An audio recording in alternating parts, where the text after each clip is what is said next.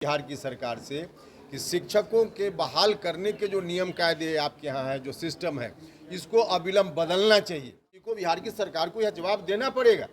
शिक्षा की व्यवस्था चौपट हुई है तो उसके कारण है, और हम लगातार बोल रहे थे 2017-18 में। देखिए, हम तो लगातार चिल्ला चिल्ला कर बोल रहे थे। हमने 25 सूत्री डिमांड जो शिक्षा के बदलाव के संदर्भ में रखी थी 2017-18 में, उसको उलटकर देख लीजिए। उसी में हमने सजेस्ट किया था उस समय बिहार की सरकार से कि शिक्षकों के बहाल करने के जो नियम कायदे आपके यहाँ है, जो सिस्टम है, इसको अविलंब बदलना चाहिए।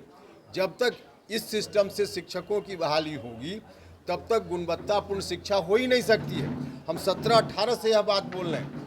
नीतीश कुमार जी 2005 में मुख्यमंत्री बने, 2006 से यह सिस्टम शुरू हुआ। डिग्री लाओ और नौकरी पाओ, कहाँ से शुरुआत हुई थी? वहीं से। तो 2006 के बाद बीच में हम भी बोलते रहे, अलग अलग तरफ से लोगों का सजेशन आता रहा, लेकिन नीतीश जी ने मुख्यमंत्री का जो पूरा का पूरा उनका कार्यकाल है, इतना दिन उनको समझने में यह लग गया कि 2006 में गलती उनसे हुई। अब जाकर समझ पाए हैं। हम वही कह रहे थे उस समय कि सिस्टम को बदलिए और बीपीएससी या बीपीएससी की तरह कोई आयोग बनाकर शिक्षकों की बहाली का काम कीजिए। अब जाकर सरकार को यह बात समझ में आई है।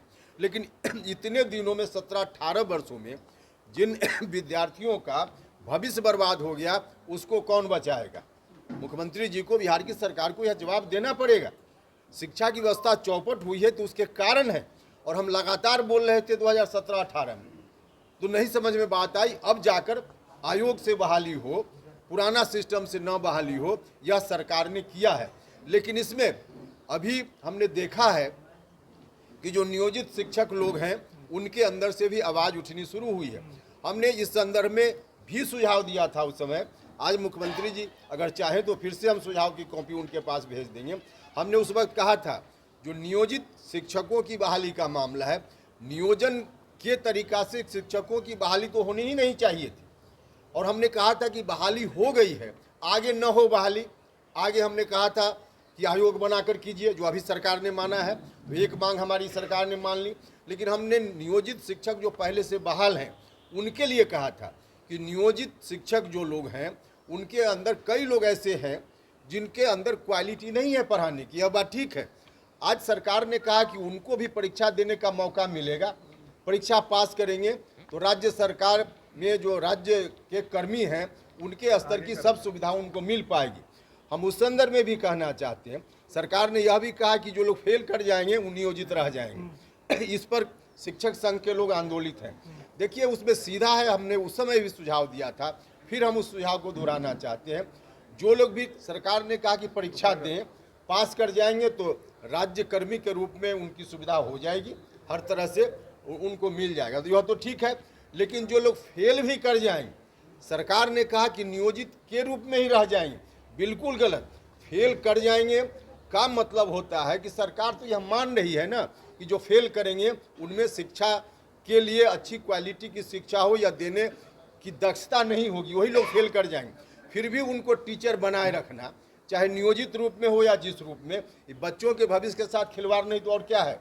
हम यह कह रहे हैं कि आप उनसे परीक्षा ले रहे हैं, लीजिए।